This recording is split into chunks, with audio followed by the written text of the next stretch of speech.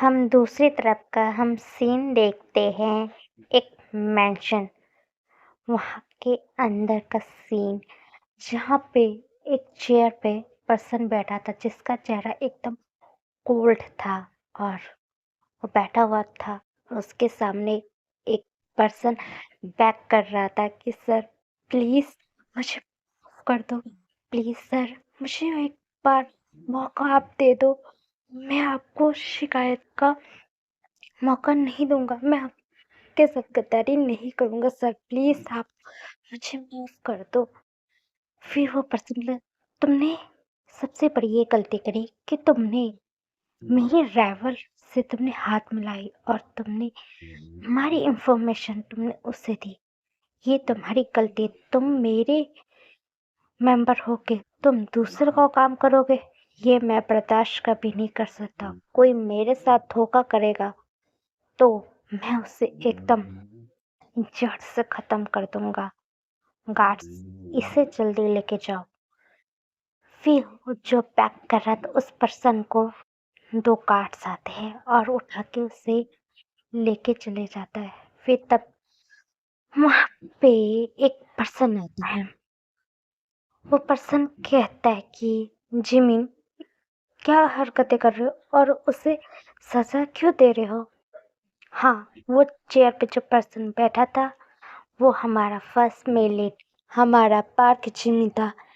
Jimin कहता है कि ह्योंग, मैं इसलिए उसे सजा दे रहा क्योंकि उसने मेरे राइवल को मेरे इंफॉर्मेशन भेजी मेरे बारे में, और मैं ये बर्दाश्त कभी नहीं कर सकता कोई मेरे अंडर काम करके और मुझे धोखा देने की कोशिश करेगा, उसे मैं खत्म कर दो। ठीक है, तुम्हें जो करना है तुम कर सकते हो।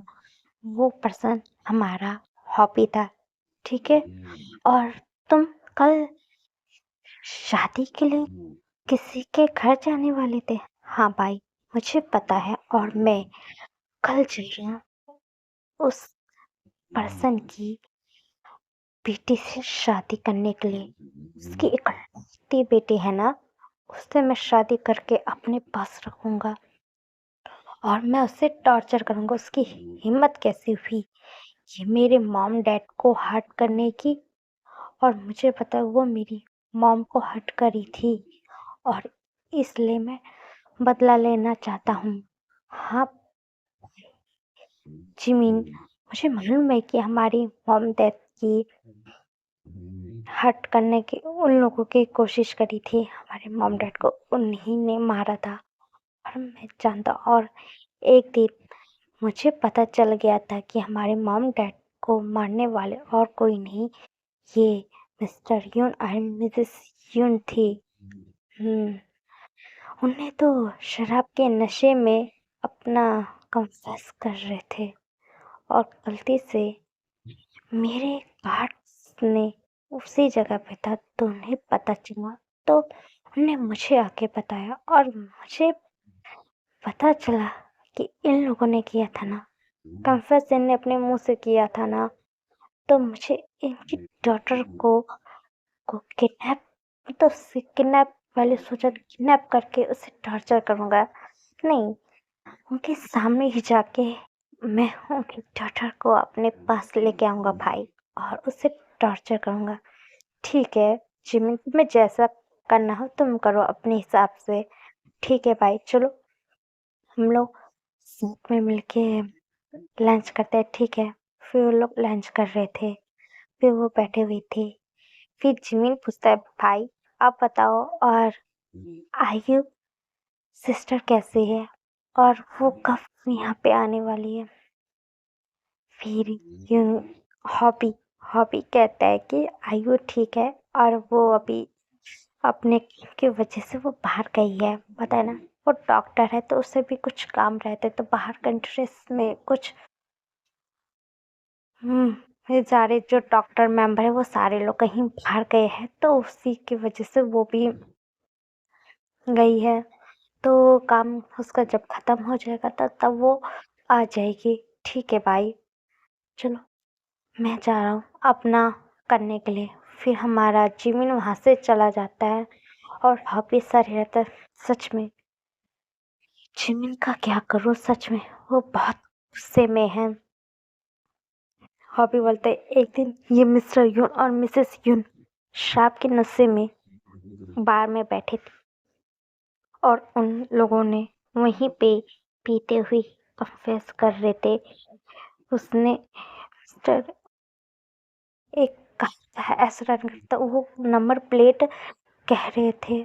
तो इससे हमें अंदाजा उस टाइम हो गया था कि उन लोगों ने ही डेथ करी थी और मिस्टर यून और मिसेस यून को मालूम ही नहीं है वो किस इंसान की कार का एक्सीडेंट किया था और इस बारे में उन्हें मालूम नहीं था क्योंकि मिस्टर यून और मिसेस यून ने क्रिकेट किसके कार का एक्सीडेंट किया था? हाँ, mister John and Mrs John का।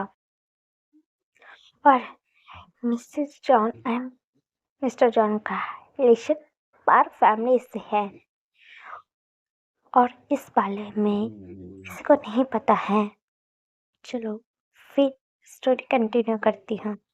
हमारा जो जिमिन है वो एक माफिया है किंग और उसके जो ग्रैंडफादर थे वो माफिया फैमिली से ही थे और जो मिस्टर पार्क थे उन्हें बिजनेस करते थे, मतलब वो माफिया भी है और साथ में एक बिजनेसमैन भी, दोनों काम करता है। उस बिजनेस हैंडल उसका भाई हॉबी हैंडल करता है और माफिया वर्ल्ड में हमारा जिमिन वो सब कुछ हैंडल करता है और जिमिन बहुत स्ट्रांग है। सब यहाँ पे जितने लोग हैं सब पार्क जिमिन को जानते हैं और उसके गुस्से का भी लेवल सब लोग जानते हैं कि कोई भी उससे पंगा नहीं ले सकता। कोई भी उसके साथ धोखा किया था तो वो उसे जल्दी खत्म कर देता है। और हमारा जिमिन बहुत कोल्ड एंड रूड और हार्टलेस जैसे पर्सन है। उसे आज तक किसी से प्यार नहीं हुआ था। फिर हम देखते हमारी जिमिन को।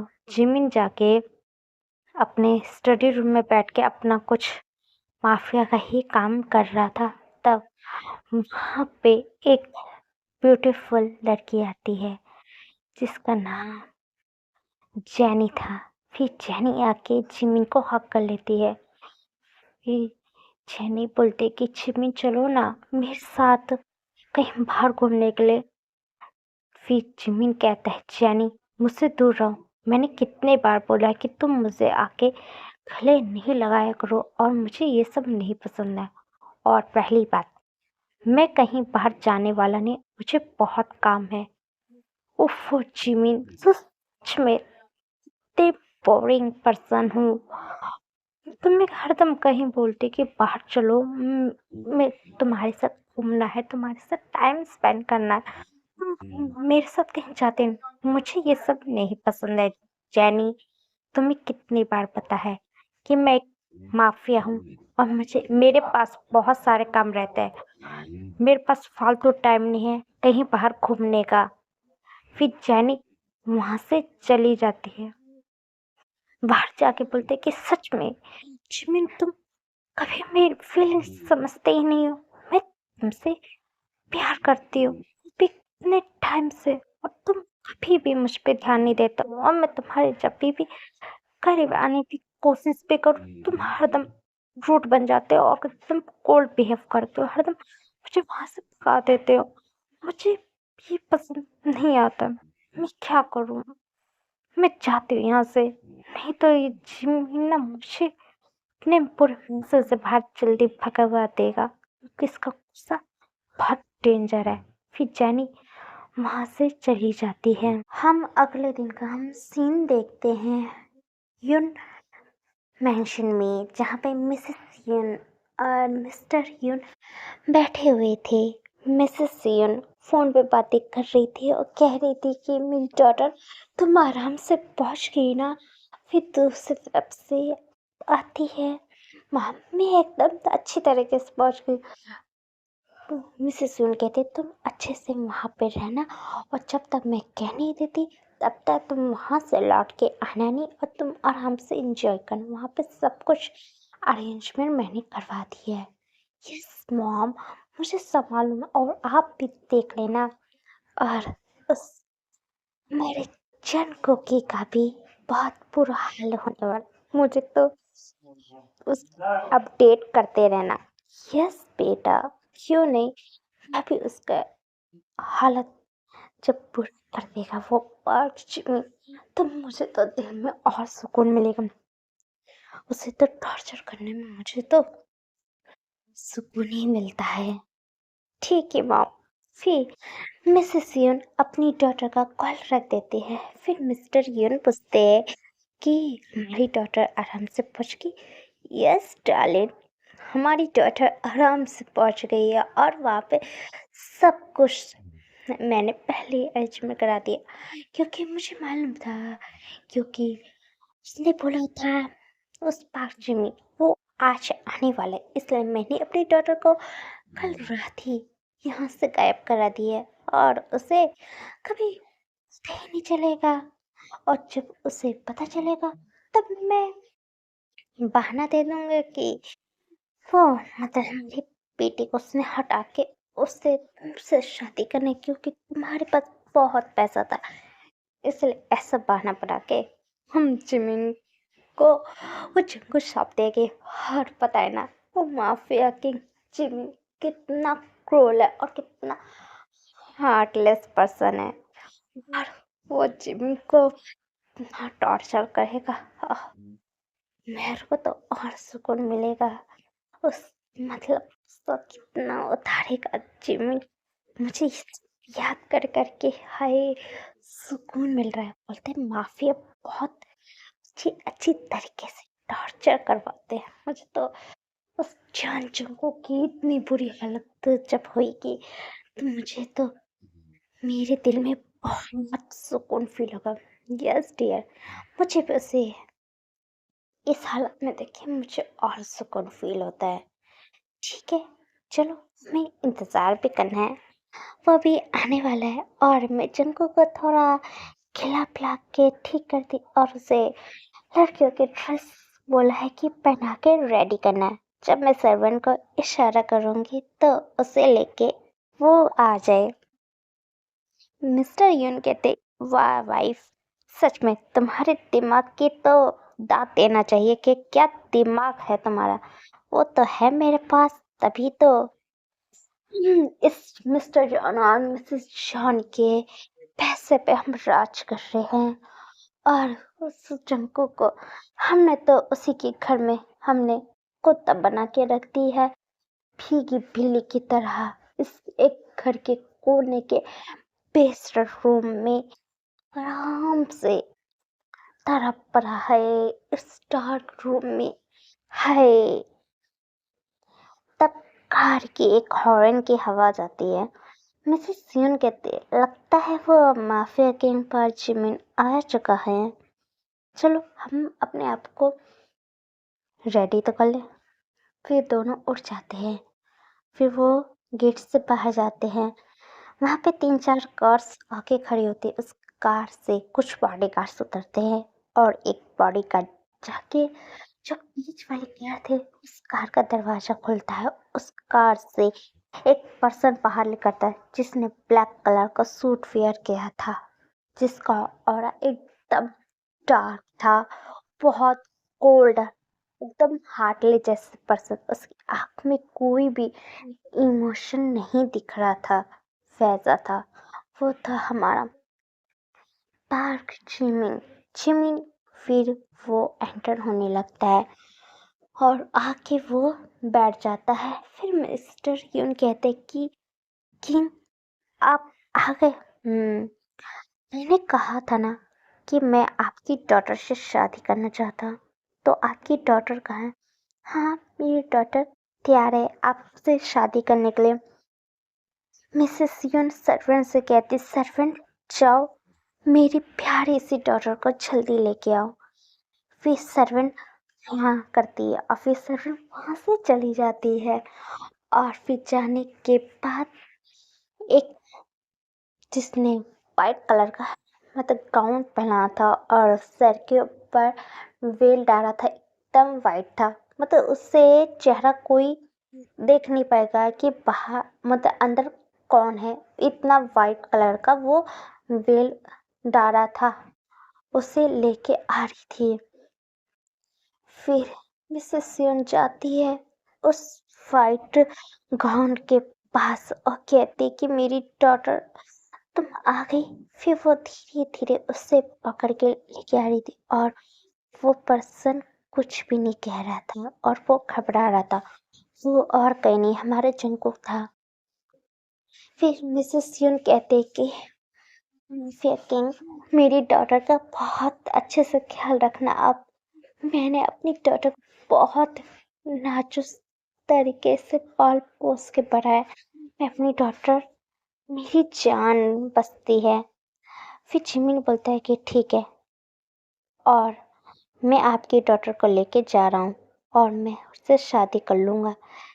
ठीक है माफिया किंग आप जैसा चाहे आप वैसा कर सकते हो। फिर हमारा जिमिन जिमिन हमारे जंगू का हाथ पकड़ता है और उसे लेके जाने लगता है और फिर वो कार में जाके बैठ जाते हैं और जो जिमिन की जो कार थी वो वहाँ से चली जाती है।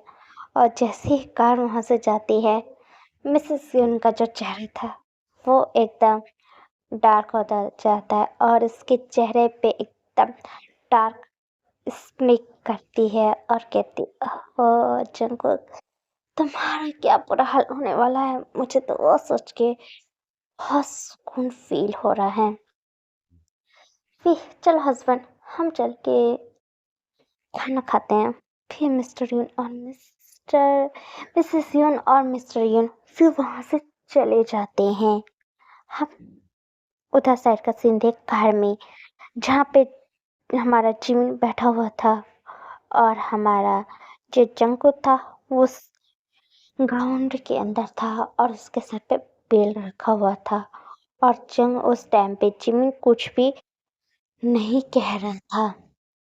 फिर इसके बाद जो कार थी वो आके हमारे जिमिन के मेंशन में रुकती है। फिर कार का दरवाजा एक बॉडीगार्ड खोलता है। फिर जिमिन कार से बाहर आता है। फिर बाहर आने के बाद फिर वो कहता है कि तुम भी जल्दी बाहर करो और हमारा जंको घबरा था वो डर रहा था। वो निकल नहीं रहा था और न कुछ बोल रहा था। फिर जिमिन उसका हाथ पकड़ता है और कस के हाथ पकड़ लेता और उसे लेके बाहर लेके आता है। और फिर हमारा जंको उस टाइम पे भी कुछ भी नहीं कहता उसे लेके फिर अंदर लेके आता है और कहता है कि मैं तुम्हें बताऊंगा कि मैं तुम्हारे साथ क्या करने वाला हूँ। और उस टाइम बहुत रात हो चुकी थी और हमारा जो जिमिन था वो हमारे जंगू को खींचते खींचते एक अपने रूम में ले जाता है और रूम में लाने के बाद उससे बेड पे पटक देता है और कहता है कि अब मैं तुम्हारे साथ जो करने वाला हूँ तुमने कभी सोचा नहीं था। और वो उसको बेड पे पटकने के बाद उसके ऊपर धीरे धीरे चढ़ने लगता है और हमारे जंगू हॉल कांपने लगता है। फिर जो उसके सर पे वाइट कलर का जो वेल था उस वेल को हटाता ही है जैसे ही तो हमारा जो जिमिन था वो हैरान हो जाता है और वो उतर जाता है और कहता है कि तुम कौन हो और तुम इस ड्रेस में क्या कर रहे हो। तुम्हारी हिम्मत कैसी हुई और मिस्टर यून की डॉटर कहाँ है। जंगकुक कुछ भी नहीं बोल रहा था। बताओ मुझे। वो हमारा जंगकुक कुछ भी नहीं कह रहा था। फिर हमारा जिमी बोलता है कि क्या उस मिस्टर यून और मिसेस यून ने मेरे साथ धोखा किया। उसने अपनी डॉटर की जगह पे उसने इस लड़के को भेजा। लड़के तुम भूल के नहीं रहे हो। फिर हमारा जंगकुक कुछ भी नहीं भूल रहा था और हमारी जिमी को बहुत गुस्सा आता है और कहता है व्हाट यू सॉरी क्या बोले उस लोगों की हिम्मत कैसी हुई मेरे साथ धोखा करने की और ये लड़का को उसकी लड़की की जगह पे भेजा कैसे। मैं उस मिस्टर यून और मिसेस यून को छोड़ने वाला नहीं हूँ। फिर हमारा जीवन गुस्सा करके उस रूम से चला जाता है और बाहर जाता है और सरफिन से कहता है कि उस लड़के का ध्यान रखना और काश वो लड़का मेरे कमरे से बाहर तो नहीं निकलना चाहिए कि बॉस हम सही मतलब वही काम कहे आप जैसे कहा है। मतलब क्या बोल रही हूँ, सॉरी, बोलने में मतलब मिस्टेक हो गई। वो गार्ड्स कहते सर मैं उस लड़के पे नजर रखूंगा और उसे मैं बाहर नहीं आने दूंगा। सही, ठीक है। फिर हमारा जिमिन वहां से चला जाता है और अंदर का सीन देते हमारा जो जंकुक था वो तो घबरा रहा था और वो कुछ भी मुझसे कैसे बोलेगा। जब वो 5 साल का था, बच्चा था उस टाइम, वो मिस्टर यून और मिसेस यून से अपने घर पे लाके बंद कर दिया था और उससे बहुत गुस्सा आता था तो वो हरदम उसे मारते पीटते थे। इसकी वजह से हमारा जो जंको वो कभी बोल ही नहीं पाई क्योंकि वो डर डर गया था और सहम गया था। उसकी वजह से वो कभी भी मुझसे नहीं बोल पाया और वो एकदम जिमिन को ऐसे देखने के बाद तो वो और डर गया और वो कभी भी डार्क रूम से कभी बाहर आया भी नहीं। तो वो किसी को देखा भी नहीं तो एक अनजान पर्सन को भी देख के तो हमारा जो जंगू था वो और डर गया था और डर के मारे वो कांप रहा था उस रूम के अंदर। और वो डरते हुए जो बेड था उस बेड पे आराम से हमारा जंगू सो जाता है।